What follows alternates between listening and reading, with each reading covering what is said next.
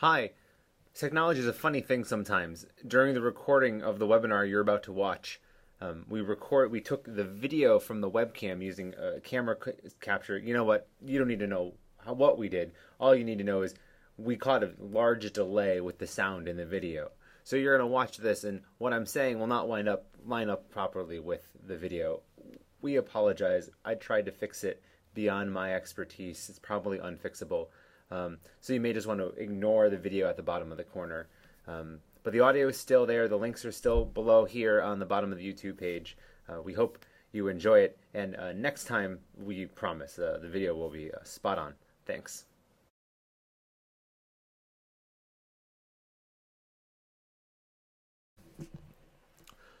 Welcome. My name's Colin Chapman. I am the digital missioner here at Digital Formation at the General Theological Seminary in New York City. This is the Equipping the Digital Saints Thursday webinar series. Thanks for joining us. This is a monthly series we have going on here at General. And we cover a variety of subjects. Last month we did a brief introduction to what's the cloud. And this month I'm really excited to talk to you about something that was pretty new to me up until somewhat recently. And probably a lot for a lot of new to a lot of you folks out there. But today we're going to be talking about digital giving. This isn't to say we're going to talk about stewardship as a whole, but we're going to talk about some tools that your church can use to help facilitate stewardship, helps facilitate fundraising, and help giving and all types of kind of money management along the way. So we're going to get started right here. Real quick, if this is the first time joining us, welcome. Digital Formation is a program at the General Theological Seminary that helps to bring this new realm of technology and social media and internet and gadgetry, make it compactable and digestible, and put it in a framework of theology in church. This is a lot that we're trying to get down and funnel into a little hole, but we think that this is a fun way of doing it. We love getting your questions and comments along the way, so please use the question bar on the side if you have any questions. It looks like there's some folks are having a hard time finding the chat box along the way. I'll also post the links in the questions if I can, but if not, all of this will be available on the YouTube site, which is here, youtube.com/digitalformation. All of our webinars and how-to videos are up there. If you want any more information on the program, you can go to gts.edu/digitalformation. And of course, follow us on Twitter at digiformation. But enough of that, let's start. So like I said, our topic today is digital giving. What is digital giving? Why should you consider giving digitally? Why should you consider getting your church involved in some type of digital giving program? What does all this mean? And how can we use some of the tools we already know how to use along the way? But before we really get into the meat and potatoes, I want to talk about what this isn't today. This isn't going to be a stewardship talk. One of the things that we talk about a lot with social media in particular is social media is simply just a tool to help facilitate something else. If you're not a good communicator, if you're not a decent networker or whatever it may be, social media is only going to get you so far. If you can't hold a conversation with a person, chances are Facebook and Twitter is not going to help bring out your communication skills. This is the same with digital giving tools. If your parish is struggling with finances, if it's struggling to get people to understand a theology of stewardship, if it's struggling to meet the bills that you're looking to find, this isn't your talk. This is certainly going to give you some great ways to start speaking a modern language in terms of tools that are out there to facilitate your giving, but we won't talk theology of giving today, and we're not going to talk fixing and balancing budgets. So this is just a practical component to what's already out there. With that in mind, now we can continue guilt-free, and we'll come back to that talk a few times throughout the way. One of the features of GoToWebinar is you can expand some of the windows. So if you're having a hard time seeing some of the things, play around with the window size. You can drag and make them bigger. I'll go ahead and try to make our slides a little bigger along the way. Although, there we go. So today we're going to talk about three things primarily. One, we're going to start off talking a little bit about why you should care about digital giving, why this is on your radar. And chances are, if you're here today, that's already on your radar, so you're have taken the first step. This is great. After that, we're going to talk a few resources that are out there to help facilitate some of those goals that we may come up with in the digital giving piece. And finally, we're going to talk a little bit about social media, kind of the framework, the kind of one of the key components here at digital formation. We want to talk about why and how you can use social media to help facilitate particularly fundraising in your parish, but also a daily or weekly or monthly, whatever it may be, hopefully all the time, understanding of a theology of stewardship, even though we're not going to talk about that. So before we start, really we need to talk about why we need to offer digital giving. Besides the answer, it's 2013, and it's something that we really should have an understanding of. Right now, there are two choices when it comes to setting up how to take in money from parishioners, whether it's stewardship or donations or any other type of giving. One, we can make it more difficult in 2013, simply. We can make it harder by not speaking the language of our congregants, by using old tools, by refusing to embrace new technologies because of our own discomfort. Or we can, and I like this word, massage some of the discomfort of giving. It's not easy to ask anyone to give money. It's not easy to have that stewardship conversation. It's uncomfortable and it can be difficult for some. It's also not easy to be asked or to have that conversation. So part of the approach that we're going to take today with digital giving isn't so much embracing technology for technology's sake, but it's how to break down the barriers between giving and the church that you're giving to, how to make it easier, how to make it more automatic, how to make it more approachable for more congregants, so there are fewer excuses along the way for why not give and why not give more. Anyone who's started a weight loss program or has tried to diet or exercise knows you start off with good intentions. But then the more factors you have along the way that can prevent you from making good decisions, the easier you are to lapse. The same's true with giving. You know you want to pledge, but maybe one week you won't have the checkbook with you, or you're out of checks, or you forgot. These start adding up to the point where you just stop giving altogether, or you stop going to the parish, or whatever it may be.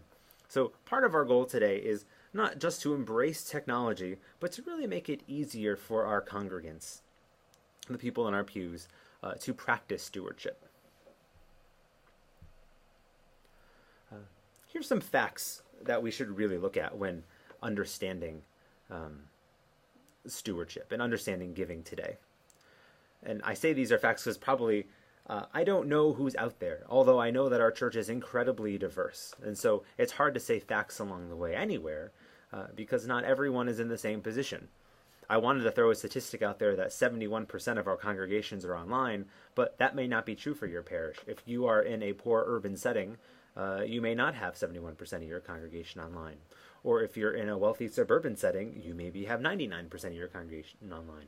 So yeah, you know how it goes. But chances are your congregation, your congregants are already online.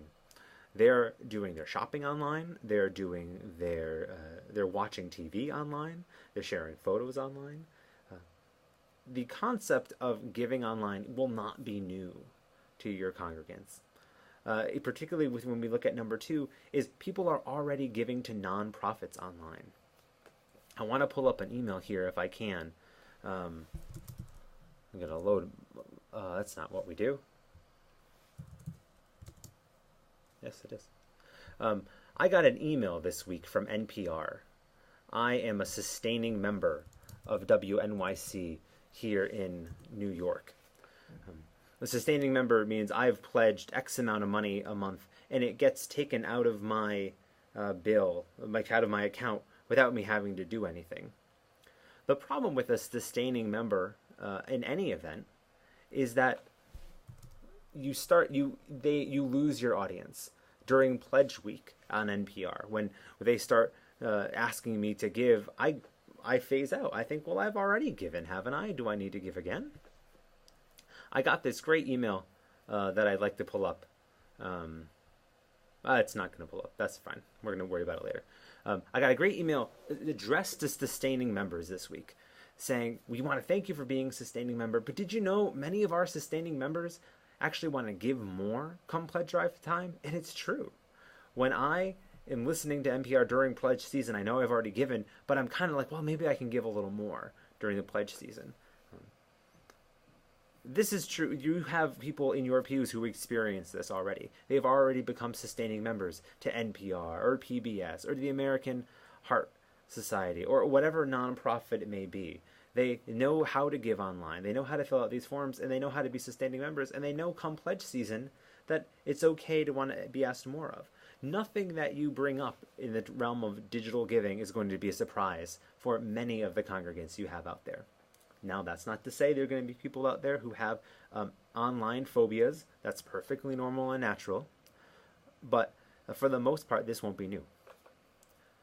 But what would be new to them is if you still expect week after week, year after year, for them to pay by check. There's a statistic out there I read recently that 6.1 billion fewer checks were written in 2009 than were written in 2006. 6.1 billion fewer checks in 2009 than 2006. And you can imagine what that looks like in 2013, 2014. 75% of all non-cash transactions are done online. We're seeing this more and more, that unless it's cash, unless it's at the local deli where they don't take anything under $7, people are going online for many, many of their transactions. So what they won't be familiar with in your church is if you continue to ask for check or cash. People are starting to move on, and it's time to start adopting the language. Now, there are certainly some reservations that people will have when it comes to starting these systems online. The first one is the one I hear most often, and this is, what about the people who don't have internet or who don't want to give out their credit card, or I call them the what ifs. One thing's for sure, when you go back to your congregation after hearing this webinar and say, you know what, we heard some really convincing arguments today, hopefully, over why we should start looking at some digital giving options. You're not also going to say, and I think that's the only way we're going to start taking payments from here on in. We're not going to accept check anymore. We're not going to accept cash. We're not going to accept the pennies that the kid was saving from their allowance. That's not the case. So all you're doing is adding another facet to your church's ability to receive money, receive stewardship donations from the congregation. So if someone is uncomfortable with the internet, if someone doesn't want to give out their credit card, this is all good. They can still use the check and pledge envelope that has worked for so long. They're more than welcome to. I don't encourage you to push this any stronger than you would any new program in your church. Again, the language is massage. Massage it gently in there. Let this be a time to start easing anxiety, not creating more of it. Another concern that we get when we start talking about digital stewardship, and I think this is the most intriguing and the one that really creates the larger conversation piece, is what does this then do to the act of giving on a Sunday? What do we do about passing the plate? What do we do about people feeling like they've done something? There's larger questions. What happens in giving is when you pass around the plate and 80% of your congregation has already given online and no one sees anyone putting into the plate. Will they continue to give? All these are very valuable questions, and I think there's certainly some great tricks out there that you can work in on your program. And this is really up to your church, but to throw out a few. If you are looking at digital giving, one thing you can do is keep your envelope system. Continue to give envelopes to your congregants, and they can simply write on their envelope, gave online, and put it in the plate. So they still feel like they're putting in something on Sunday. Another system I've seen is instead of giving full envelopes, you can give a little card that a congregant can keep in their wallet every week, and they just kind of put that business card in there, and it says, like, I gave. A little smaller than an envelope, probably a little cheaper, but still let someone have the feeling of putting something in the plate, which is very important for quite a few people. Ultimately, though, particularly in our Episcopal tradition, even in our Book of Common Prayer, our theology of giving is not limited to money. We give of ourselves, we give of the elements. Our presence in the Eucharist is an act of giving of itself. We give as a congregation up to the altar on a Sunday. And that's another route you could take when trying to kind of bring up digital giving. If there's those concerns about, will I look like I'm not giving anymore? Well, yeah, your hand won't go into the plate itself, but you are still present in giving of yourself. And so that's another opportunity that you can bring that up as well. So certainly there are concerns and anxieties that will come up, and I'm sure they'll come up in the slides, but or in the questions, but we can talk about those more towards the end. But just know that there are anxieties out there about digital giving, but there's certainly some creative ways that you can get around it. So that's hopefully that's a dump of why we should give digitally. There's a lot out there, and if you're here, you already are kind of interested in it, so I don't need to convince you too much, hopefully. But now I want to go over some resources that are out there for online giving. What's tricky about this following piece is I can't set your church up for you here, or even a church up here, for digital giving. I can show you a few options that are online. I can give you some ideas, but this won't be a comprehensive how-to strategy for setting this up online. If after this, this is something you want to continue doing, but you're a little intimidated by the sign-up process, I may find someone in your congregation who is a little bit more comfortable with the internet, a little bit more comfortable with these things, say, here's some resources, let's look into this and move forward. But all this doesn't need to be on you. So just to know that there's some of our limitations here in the webinar. But the two components, two highlights we're going to talk about. One, we're going to talk about setting up a structure for reoccurring transactions in digital gifts. And then we're also going to talk about mobile transactions. The mobile transactions are really kind of neat and gadgety. The reoccurring transactions are going to be a little bit meatier with some numbers in there. But so we'll have both components and hopefully try to have a good time along the way. So I'm going to minimize our presentation for the moment, and I want to bring up some ideas. But before we go much further, there are two documents. I am going to post two links in the questions bar. One is a link to a PDF, 10 Things to Know About Online Giving. And the other is a really interesting news article out there on christianleaders.com. I warn you, the language is a little snarky. It's a little but it's called Why Not to Offer Online Giving. But what it is really kind of 10 reasons why, worded in a way, well, if you don't want to do this. But I think the information is really interesting there. So I just posted two questions up there. Hopefully you'll be able to see them in the questions field.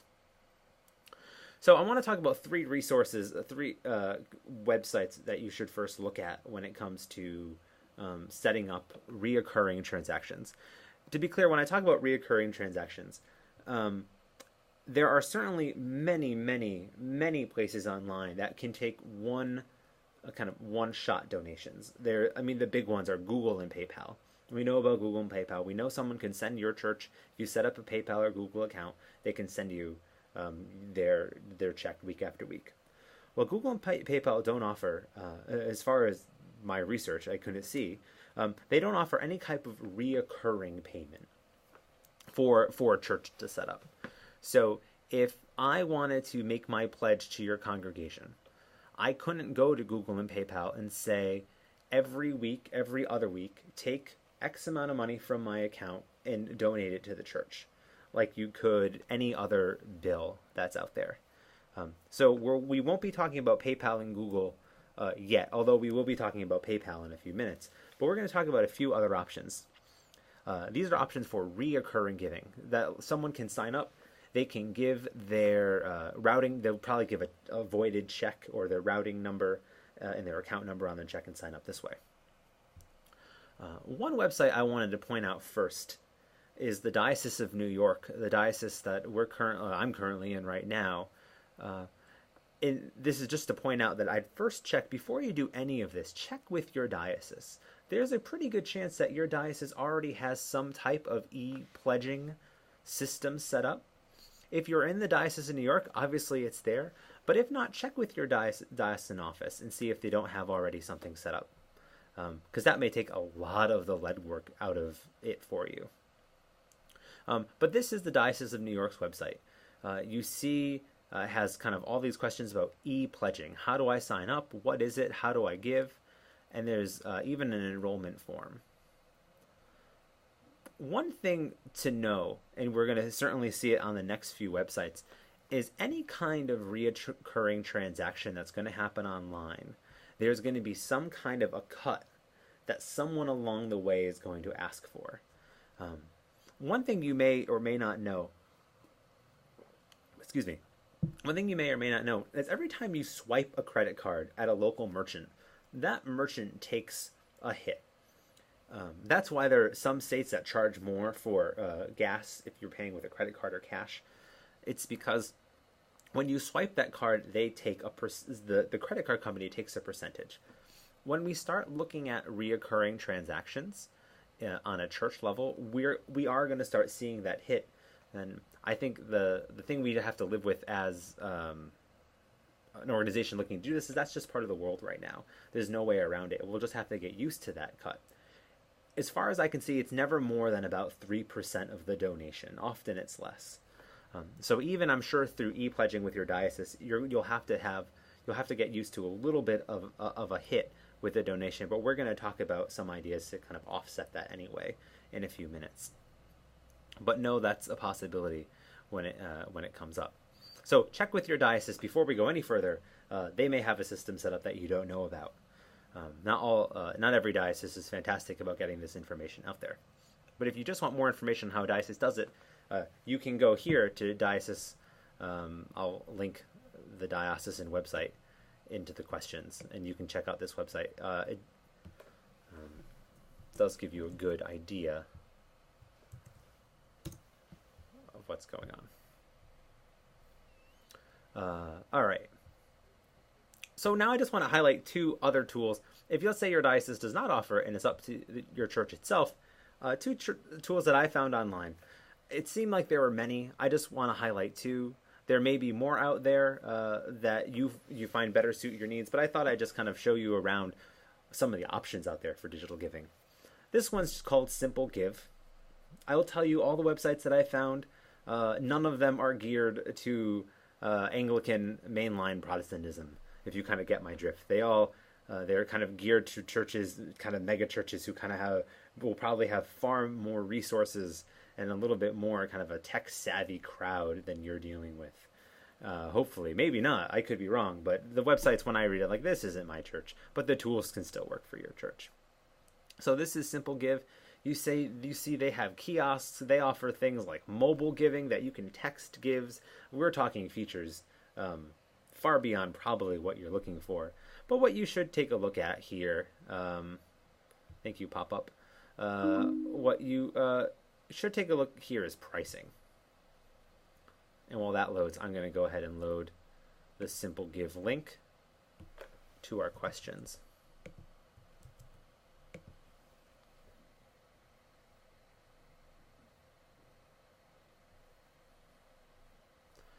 So right here, you see some of these fees here. These are pretty standard across the board, give or take a little bit of a percent. You see that this simple give, you sign up, if you can't pay anything a month, you're looking at a 3.09% transaction fee per card swipe. That means for every card transaction that you enter in, they're going to take a 3% hit plus 25 cents. It may seem like a lot, and it may be enough to put you off of this completely, and I'd understand, but I think one thing you maybe want to remember along the way is that every other organization that's offering a way to pay with a credit card or pay with a bank account is going through the same thing you are. All this is really paying catch up along the way. What I think you'll find, and statistics have shown, that if you do offer these type of things, the convenience that you're sharing with your congregation is going to offset that 3% increase. So overall, you may be giving a little bit more for your tools, but you're going to see an increase of giving just because you've offered this way. But this is what Simple Give offers. And I think under this card transaction, they have, this isn't the website, it's the next one that will have it. But you see that for $30 a month, the slightly lower rates. And so you can factor in with, if you're alone, you can figure this out yourself, but if you have a finance manager, you can sit down with them and figure this out. But that's Simple Give. Another website that you can look at here is Easy Tithe, easytithe.com. I just think that's a clever name.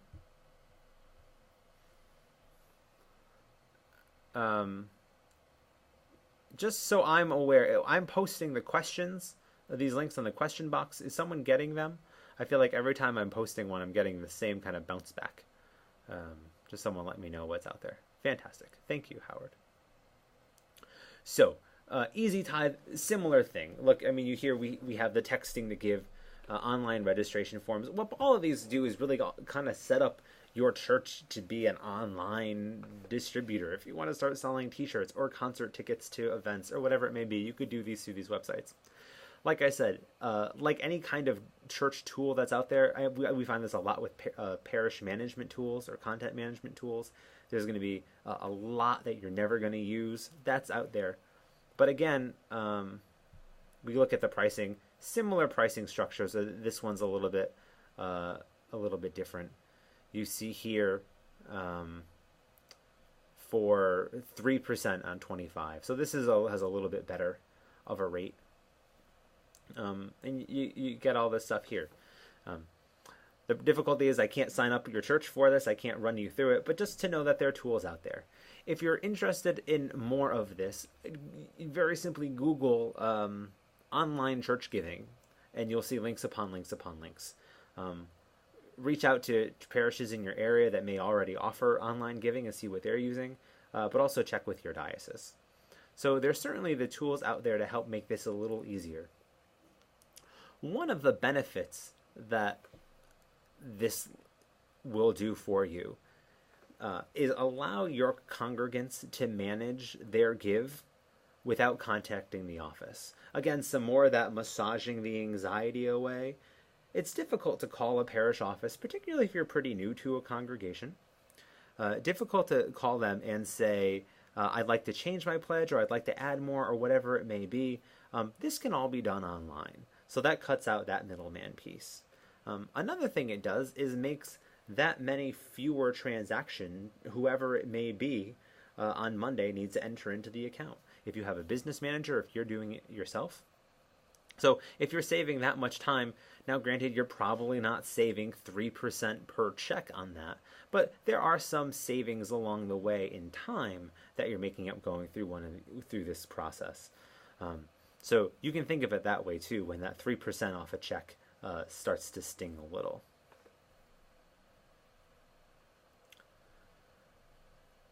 Okay. So those are some resources that are out there to get you started with kind of the reoccurring transactions for your monthly giving or your stewardship or your tithe. But what about your congregation? Let's say you hold events.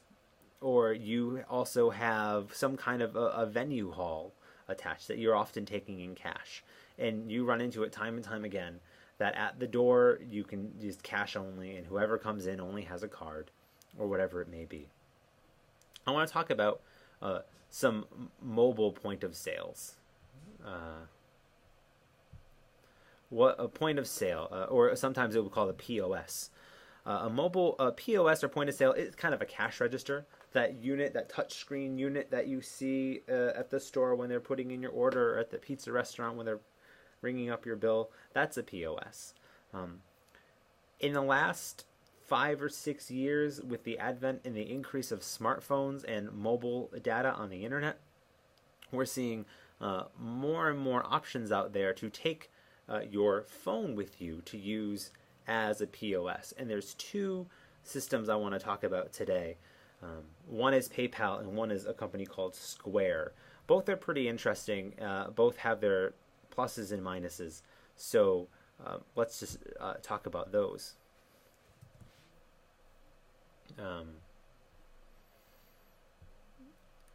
There's a good chance many of you are familiar with PayPal. PayPal is owned by eBay. It's an online banking and money exchange, not banking, but a kind of money exchange website. It's incredibly secure. I use it quite a bit. If you were part of our cloud discussion last month, it offers that 2-factor authentication I talked about, so it's very handy to have. One thing that both PayPal and Square offer, I want to draw our attention here. You can see my mouse circling around. This is an iPad mini here. Attached to this iPad mini is this little device plugged into the phone jack. This lets you swipe a credit card on your mobile device. If you have a cell phone, a smartphone, an iPhone, or an Android device, or an iPad with 3G, you wouldn't even need Wi-Fi in your church. That if you were at the front door of an event, you can just kind of enter in the cost of the tickets or the cost of the donation right there and take a swipe. Let's say you had one of these available at coffee hour. You had a newcomer's table and you were selling your church's Christmas CDs. You could have one of them there for $13. Take a swipe. You'd be amazed at how much more you'd sell with having the credit card when people are carrying cash less and less in their pockets. But like with the recurring transactions, but like with anything, there will be a small fee to either PayPal or Square. Here it's 2.7%.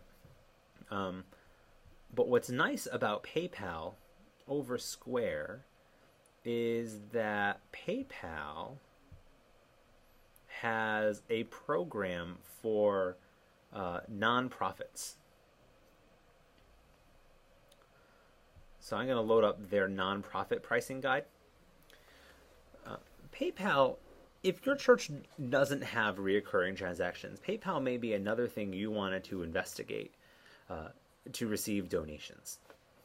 As you see over here, their standard transaction for someone to exchange money is 2.9% plus 30 cents. You see over here that if you're a nonprofit, you sign up through your 501c3 account, the rate cuts to 2.2% plus 30 cents. This is if you're giving money online. There are a lot of churches that I've seen that have a donate button on their website that you can donate on a church's website to their PayPal.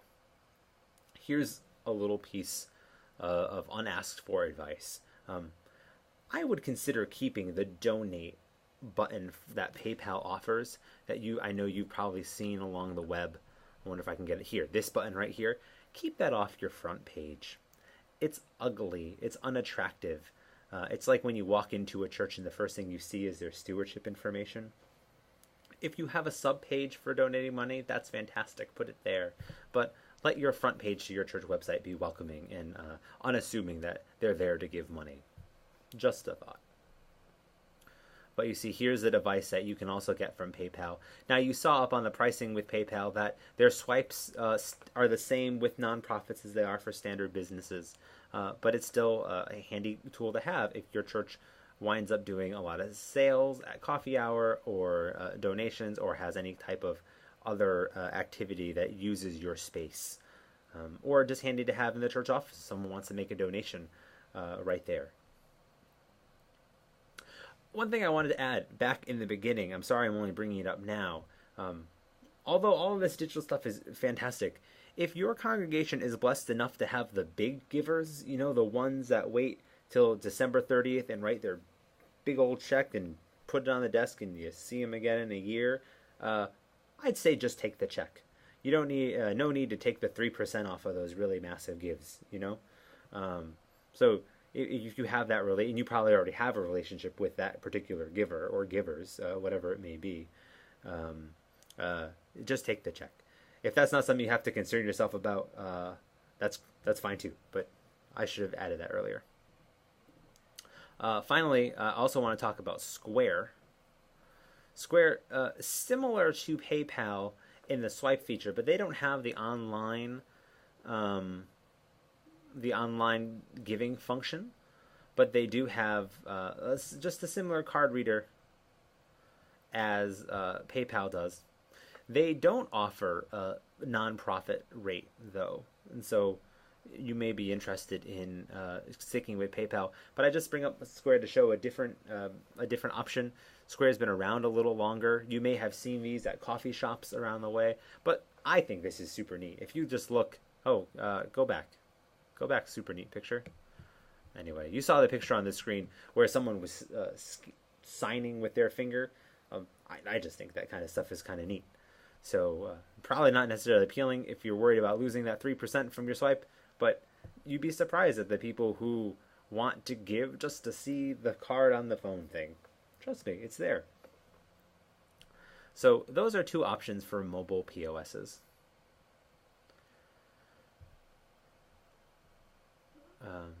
We have a comment in the chat room, a point of note in favor to mobile POS. In cash-only scenarios, donors are limited to the cash in their pockets. With a credit option, it's offered donors who can access all of their financial resources. So true. Thank you, Alexandra. That's really true. If you're at an event, if you have a concert where you're taking give what you can and you reach into your pocket and all I have is $3, I'm going to give you the $3. If you have one of these mobile POSs available in the back of the church, maybe an usher has it, I'd be much more inclined to give more than the $3 in my pocket. That's a fantastic point. Thank you for that. So we've talked about the reoccurring transactions. We've talked about the mobile POSs. And before we move into questions, I just want to spend a few last minutes on leveraging social media. Like the rest of the way your church uses social media, it doesn't need your message on Sunday doesn't end on Sunday. In the same way that you can use social media to broadcast your sermon or broadcast the theology in your worship, don't worry about using social media to broadcast your theology of stewardship. I keep coming back to this theology of stewardship. This isn't just about giving, and it really should never only be just about giving.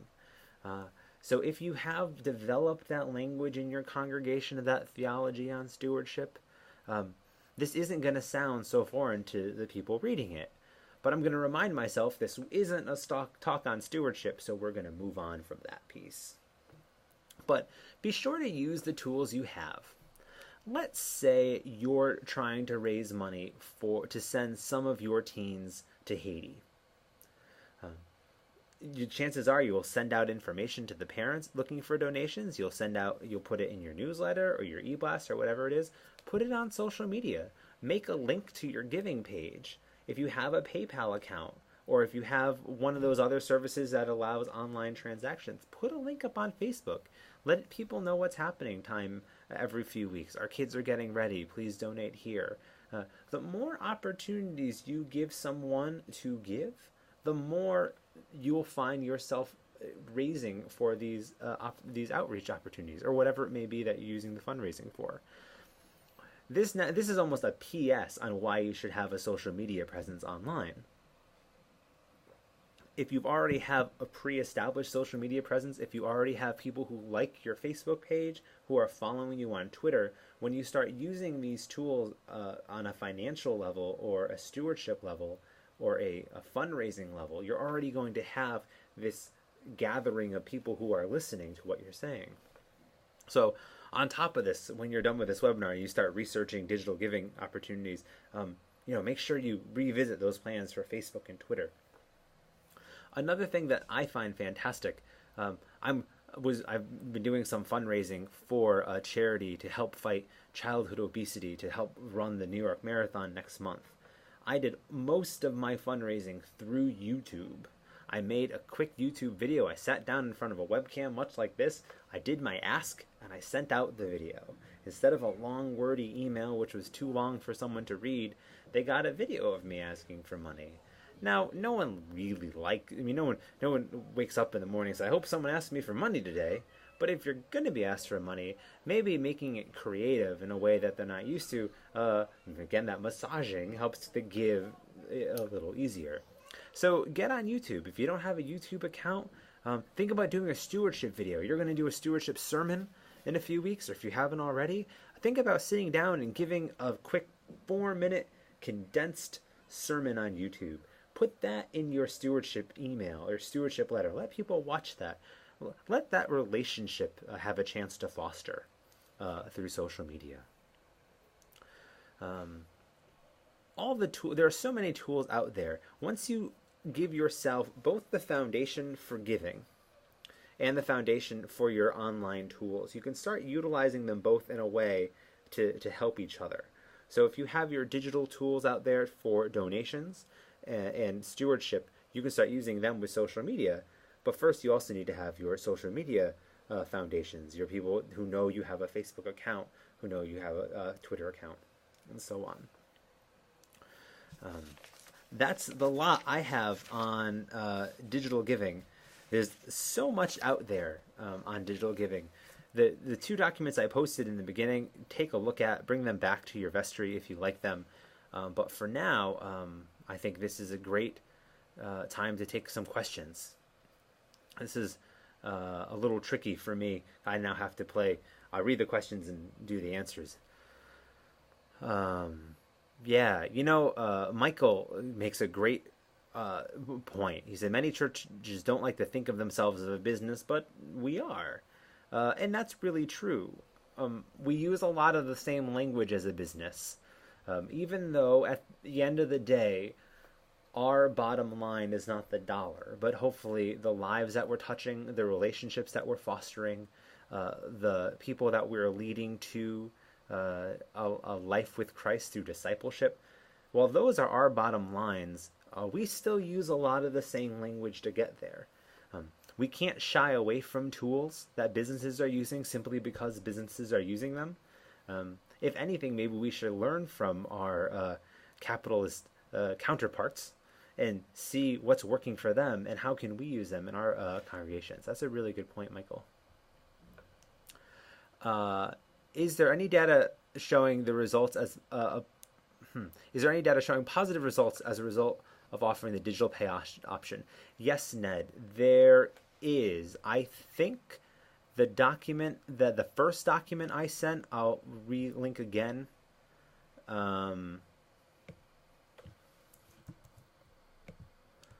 The 10 things you should know about digital giving. I think this had it here. I found another link that I didn't link here today that talked a lot about not so much churches but other nonprofits that saw a rise in giving with the digital option. So the statistics are out there. The converse statistics are also there.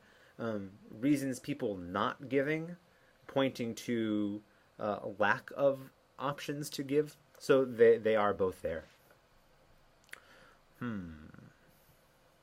Where? How do you bless money given in digital giving? What a fantastic question, Robin.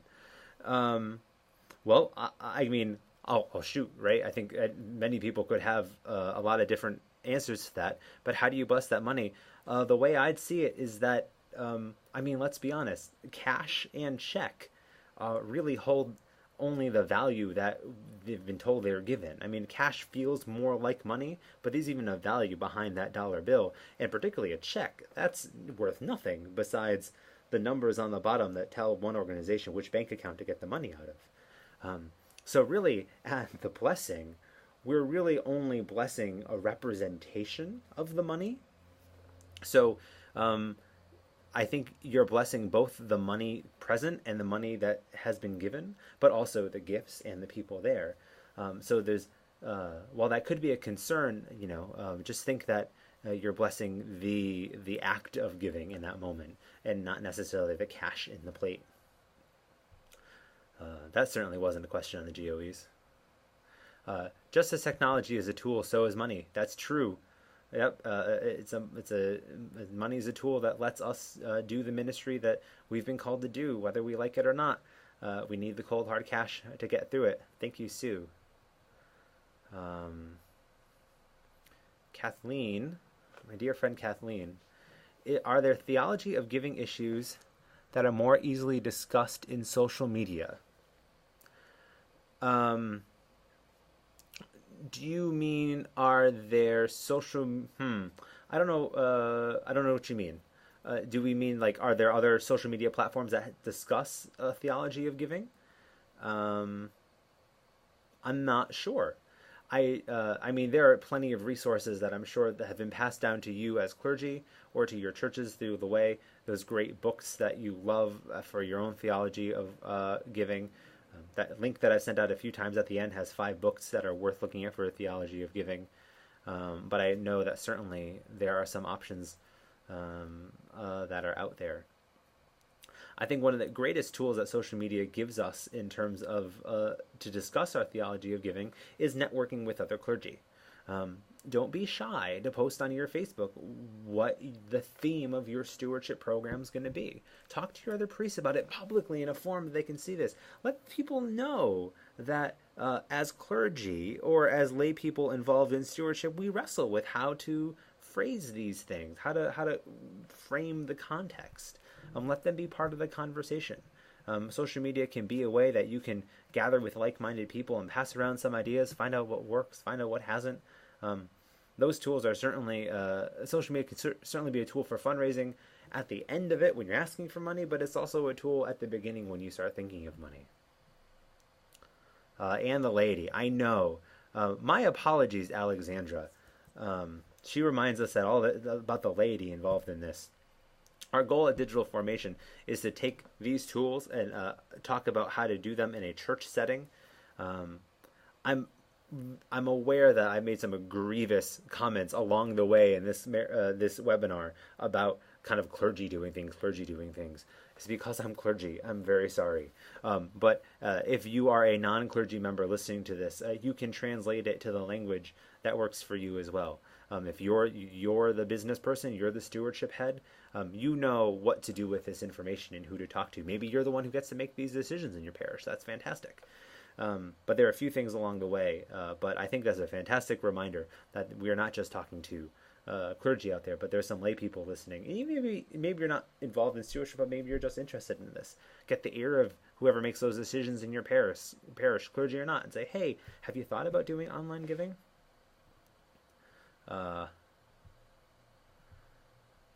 Thank you. Yes. So I have the tendency to make this run cleric-centric.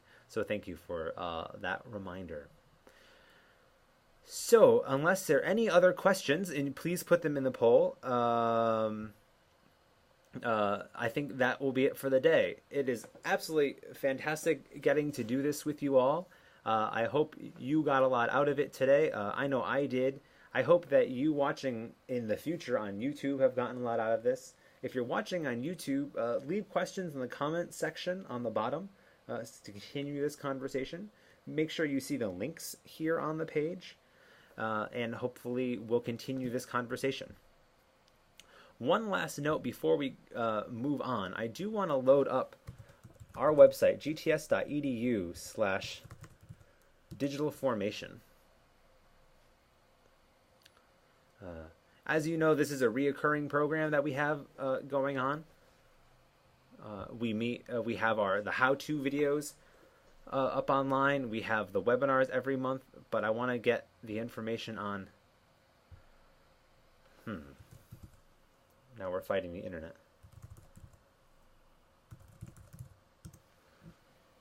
Here, gts.edu/digitalformation. This will allow you to scroll down the page and pre-register for our remaining webinars. In December, we're going to talk about hospitality in the holiday season. January, this is one I'm really looking forward to. 5 ways to get the message out. Here, I'm going to talk about 5 different tools, kind of venue of tools that you should be using. But you'll note that we don't have a webinar next month. Why not? Because next month is November, and at the General Theological Seminary in New York is our annual Paddock Lecture Series. I'm so excited that we're going to have Dr. Elizabeth Drescher there. She's the author of a fantastic book, Tweet If You Heart Jesus. If you haven't read it, go out and get it. She'll be talking on Wednesday and Thursday there. There's more information at gts.edu. So there will not be a webinar next week, but I will be tweeting from the Paddock Lectures. Hopefully have some content from Dr. Drescher available. She is one of the best minds in this field.